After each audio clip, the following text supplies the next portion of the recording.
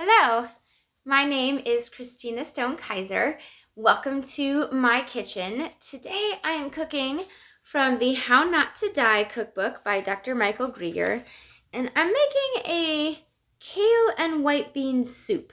And so you can see the picture of it here.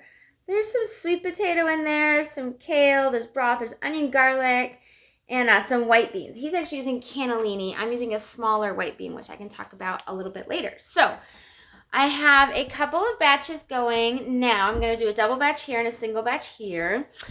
And when you do whole plant-based cooking, it's typically a water steam as opposed to a saute. So normally when you'd start a soup, you might pour in your oil and saute your vegetables. This is a vegetable broth, which I'm actually using a vegetable paste in regular water. And one has 1 cup, one has 2 cups of that. And then each of these is going to get 1 onion, 2 onions, 3 to 4 cloves of garlic, and then 6 to 8 cloves of garlic. So that is steaming and starting to go. And I have prepped a few products here. So my onion, I've cut in half so that I have a flat surface.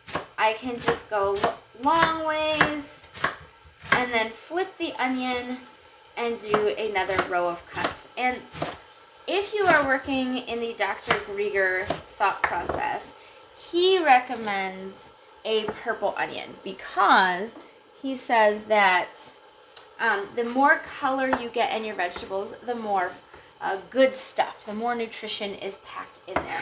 So I don't always have a red onion. Sometimes when I buy in bulk, they're not available to me. But when I have bought at just a regular grocery store, I will pick them out because why not? But I also really love sweet onions, and there's definitely various values to having other kinds of onions. So, you do whatever. But the thing about making soup that I just love is you can be letting one aspect of it cook while you're prepping another aspect. So you really, once you are chopped, it's just choppity, choppity, chop, which can be kind of meditative in its own way, as long as you don't cut yourself. It's kind of this experience of just going about your day, doing your thing. And I like that aspect of cooking. So for the purposes of the video, I take off the peels so that I'm ready to go and I don't have a big pile of trash here. But normally I would just kind of let my trash pile up and then I would put all my trash in the garbage can at the end. So, do whatever makes you comfortable. On occasion, I've dragged my garbage can over here because it lives way on the other side of the kitchen. Totally inconvenient, but that's where it fits in the grand scheme of the room. So I'm almost done with my onions, and then we can move on to getting that garlic in there. Now, I have learned in my life that the thing to do is to do a bit of prep work ahead of time. So I went grocery shopping yesterday. My kale, I pre-tore. So actually, I cut up cauliflower, I cut up broccoli, I cut up cilantro, I shredded Brussels sprouts and red cabbage. So I did like an hour of prep work. And it doesn't mean that I don't have any prep work this week. Like I'll still be doing carrots, and I'm going to be doing sweet potatoes, and obviously my garlic and onion. But some of the work is out of the way, and even that little bit of work can make a really big difference. So I often can have this feeling of, I don't want to have to do extra work. It feels like too much. But honestly, if you can give yourself just that 1 hour. So you see, we go ahead and let that vegetable broth get that onion. And so you're really adding flavor to flavor, right? The broth is going to flavor the onion. The onion's going to flavor the broth. It's going to be this beautiful back and forth. And let me grab my garlic press. So I do have a video on how to mince and chop garlic, which you're welcome to take a look at how to peel it. There's some fun ways that I have learned over the course of life. And sometimes I do just chop up my garlic so that I don't have to dirty more dishes. But in this case, I'm going to go ahead and use my garlic press. I do like what happens when I use a garlic press. I feel like it releases the juices differently than when I chop it. So there's that. But sometimes I just don't want the dishes. So, you do what you got to do. But this is a more heavy-duty garlic press than I've had in years past, and I really like it. It gets most of the garlic through on the first shot, which is just wonderful. And it's also got this great self-cleaning aspect. So you flip it over, and then it presses out the garlic that's been getting stuck in the little grooves. I just love that. So garlic does not need as much time to cook as onion, which is why I can go ahead and spend so much time chopping onion before I put my garlic in. So this is the last clove. Those are really big cloves of garlic, by the way. It's kind of unusual to have such large cloves of garlic.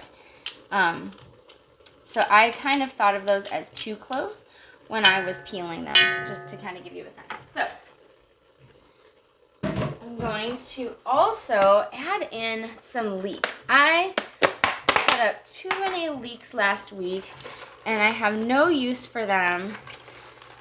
So I'm just going to add them to this dish, because why not? They're not going to add a lot of bulk, but they'll definitely add a lot of flavor.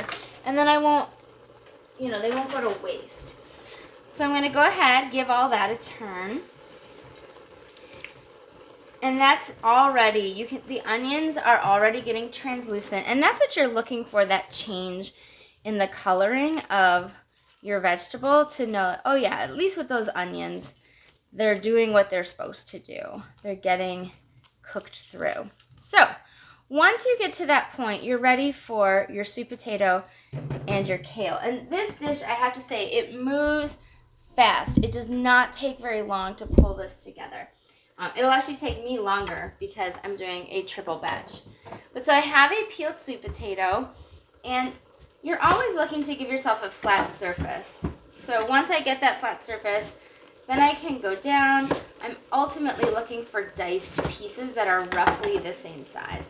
I am not the most specific person in the world. So if you are looking for perfection in your dicing, it's not going to be me. I'm just not. I don't have the energy for that kind of thing. And in some ways, I feel like I just don't want it to be so big that it's awkward for people to talk while they eat. That's kind of my one standard. Like, if you had people over, you don't want them to feel like they're trying to eat that way. But beyond that, I don't have a lot of massive rules about how I dice my food. Obviously, there are some versions of cooking that call for it, but soup, because really everything's getting relatively soft in a soup like this, I'm not really concerned about how, is it the right size or not. I'm just not concerned about it. So the sweet potato for 1 is almost cut, and I think this calls for like a medium, and these are very much large, but if you have watched my videos, you know I have very little concern for over adding vegetables. My bigger concern is that we add enough. Once we've added enough, I don't really care. A few extra never hurt anybody. And anyways, I am cooking for a large family, so it really doesn't hurt for me to have more. So now I'll work on the potatoes for the other one. And sweet potato is exactly as it says. It's sweet. It's orange, so you have white potatoes versus sweet potatoes. That orange is more colorful than white, so there's a lot of nutritional value to adding some sweet potato to your diet, which isn't to say don't ever eat a white potato. It's just to say sweet potatoes are pretty awesome power foods. Even paleo people get on board with sweet potatoes. And for people with stomach issues, they sometimes feel like they can really digest a sweet potato well, so that's also a positive. I do find them difficult to find in bulk in the summer months, so I've kept that in mind when I'm making recipes. It's currently springtime, they're still really available, but the closer that I get to summer, sometimes I make different choices. So you may want to keep that in mind, or just kind of check your local grocery store before you put together a recipe plan and then get there and find yourself like, I don't know what to do now. This is the last one. Also, we tend to store our sweet potatoes in just a cool spot. So sometimes in our workshop or near a door that we don't use very much, because, doors tend to at least get a little bit of draft by them. in those winter months. But then it keeps me from having stuff that doesn't belong in the fridge because technically speaking, they don't recommend you keep your potatoes in the fridge. But you know, that wouldn't bother me necessarily, and yet I kind of need to keep my food as fresh as possible and don't want to waste any of it. So all those things become a consideration when I cook. All right, we're almost there with this. I'll be able to stir that in. We'll add the kale. We'll add some extra vegetable broth. So let me show you what we've got going and how it all starts to build on itself. So this one has the 2 sweet potatoes, and it's about a third of the way up, which is great. That leek has more than incorporated. That onion is very well cooked at this point. Same with this one. These potatoes, you know, in about 10 minutes time will be reasonably soft. So that's also a good thing. So kale, I have a couple of recipes that are going to call for kale, and my memory is 5 cups. This one's supposed to be fresh chopped red kale. I never have red kale. So when I chop this up, I get rid of all the stems, and I look for something that's roughly, you know, maybe an inch, ½ inch, not too big. Because the bigger it is, the harder it is to chew. And so if you've got little people, for instance, that you're trying to feed, they don't do so well if they have to chew and chew and chew. They will give up on me. So I keep that in mind by trying to keep it a little small. It's going to get a reasonable cook time. It's actually going to be pretty dark. But you can kind of pack it down. This has got tons of nutrition. So if you were talking about, how is the nutritional base for my family? Kale versus spinach. I love spinach too, but it's more slippery than kale. So kale gives you a little bit more substance, and it's just packed with vitamins, right? Those dark greens and calcium. So if you have little ones like I do that are lactose intolerant, also a huge bonus there. But that was a really big thing of kale, down to like this much. But again, I'm making a triple batch. So you can also see I'm not incredibly specific about like, ooh, is that exactly the right amount? So it's nice and sunny today, you guys. That's also a very exciting thing. So 5 cups of water is what is recommended, and I don't know if that's going to be enough. It needs to cover, so we'll see where it goes. But I'm guessing, because I'm generous with my vegetable amount, that like I'm going to just do 6 cups right away in this one. And I can even show you what I've got going here. And the kale is going to cook down, so there's that. You don't have to worry too much.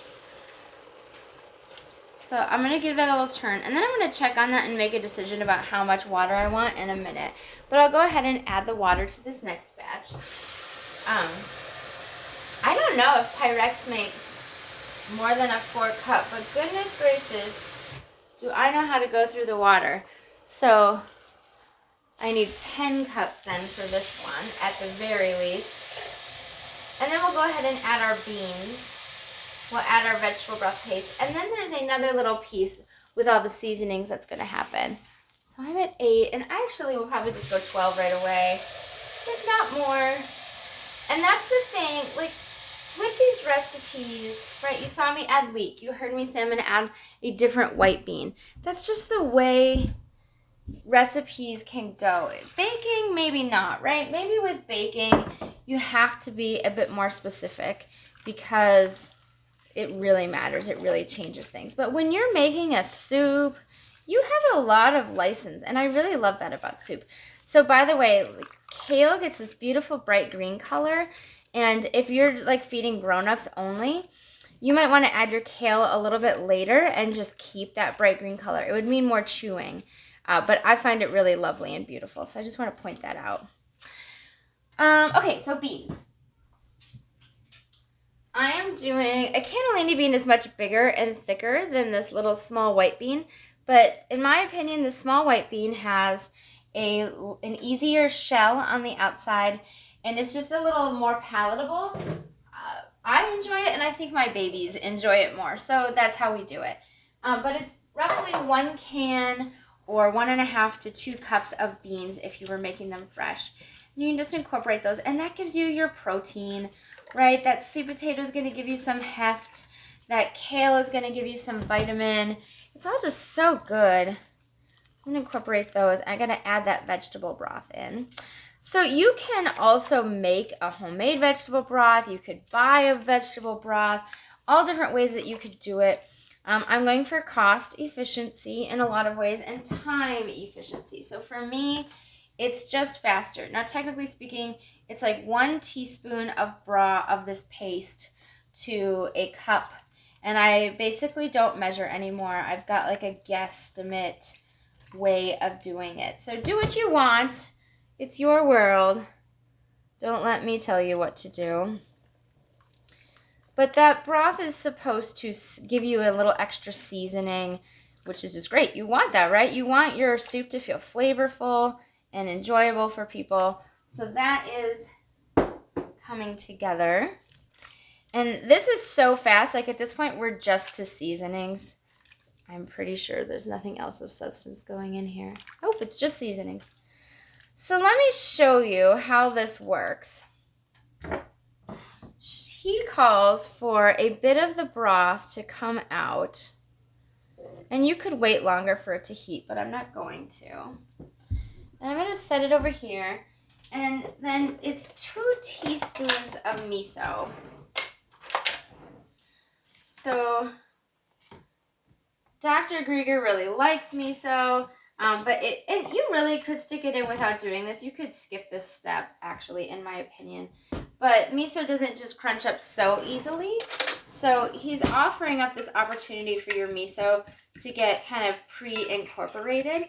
And miso adds kind of a richness to your broth. Really lovely flavor. So it is a soy-based product. So if for any reason your diet would call for you to omit soy, it's really not going to change too much about it. So use it if you got it, but if for some reason it wasn't a good fit for you, no sweat. Just don't use it, or if you can't find it. So red pepper flakes, how much is he calling for? I think he says a 1/4 teaspoon.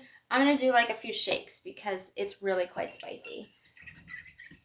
And then nutritional yeast. So nutritional yeast is something that gets used by plant-based people a lot. It has B12 in it, and it gives sort of a cheesy-like flavor to things. I do know people that are allergic. I'm going to need 2 tablespoons per batch, so this one needs 4. So if you are allergic, again, similar thing. Just skip it. It's not going to add bulk to your soup. It's adding a flavor, and you can change your flavor profile, especially if you need to, for your health.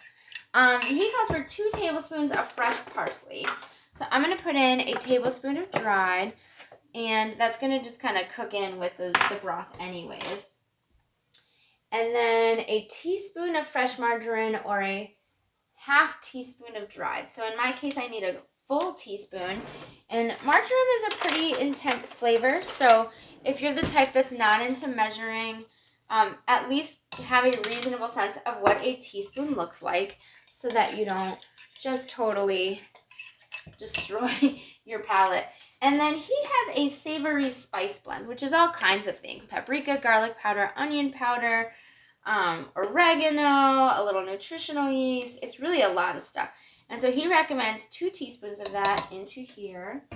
And then he actually does not use salt, but in our world we do because we have learned that we like it. So all of these things are going together. I've mixed them up. They're really thick at this point.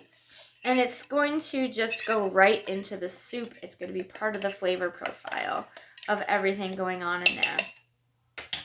So I'll just bring us over here so you can see it. I'm going to use a spatula. So I feel like investing in a spatula that you love. This one happens to be a silicone spatula.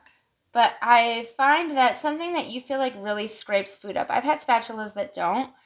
And anything that can really get it for you, it's just so satisfying to feel like you got most of it. So anyways, that goes back in there. And then this just cooks until your sweet potato is cooked through. So as soon as you feel like your sweet potato is soft, you're done. This is going to be ready. But you're going to see just a little bit how that broth color changes. It's really a beautiful soup. And I will just serve this tonight with crackers, but you could serve it with salad or bread if you need just something to kind of give you a little extra, make you feel a little more full. We just happen to have a lot of crackers on hand. So that is what that looks like. All that's going to blend together with the extra time it's going to have. I'll do this one as well. And that is the meal. So hopefully you will give it a try. It's super fast. If I'm only making a single batch, 15 minutes, done. So hopefully you'll give that a try. It's really good. And I'll talk to you later. Bye-bye.